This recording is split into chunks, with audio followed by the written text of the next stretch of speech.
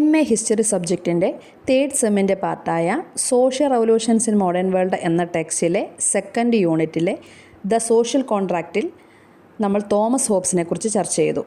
ഇന്ന് പറയാൻ പോകുന്നത് ജോൺ ലോക്കിനെ കുറിച്ചാണ്.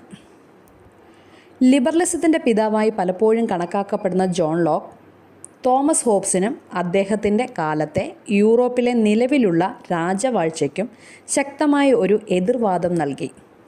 തൻ്റെ 2 ട്രീറ്റിസസ് ഓഫ് ഗവൺമെൻറ് 1689 കൃതിയിൽ സാമൂഹിക ഉടമ്പടിയെക്കുറിച്ചുള്ള വ്യത്യസ്തമായ ഒരു ധാരണ മുന്നോട്ട് വെച്ചുകൊണ്ട് ലോക്ക് ഹോബ്സിൻ്റെ കേവലമായ അധികാരമെന്ന ആശയത്തെ വെല്ലുവിളിച്ചു.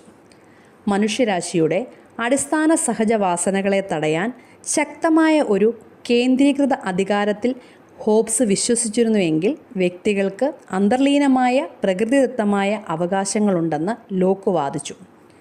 ജീവൻ, സ്വാതന്ത്ര്യം, സ്വത്ത് അവ സർക്കാരുകളിൽ നിന്നല്ല, മറിച്ച് അവരുടെ സ്വാഭാവികമായ അവസ്ഥയിൽ നിന്നാണ് ഉത്ഭവിക്കുന്നത്.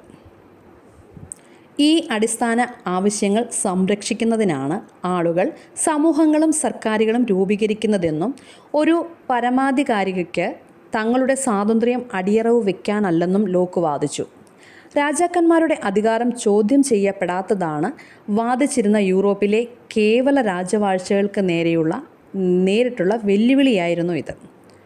ദൈവികമായ അവകാശത്തിൽ നിന്നോ പാരമ്പര്യ ഭരണത്തിൽ നിന്നോ അല്ലാതെ ഭരിക്കപ്പെടുന്നവരുടെ സമ്മതത്തിൽ നിന്നാണ് സർക്കാരുകൾക്ക് നിയമസാധുത ലഭിക്കുന്നതെന്ന വിപ്ലവകരമായ ആശയം അദ്ദേഹം അവതരിപ്പിച്ചു.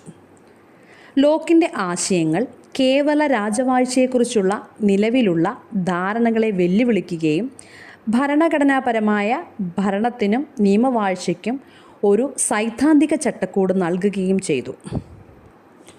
Thank you.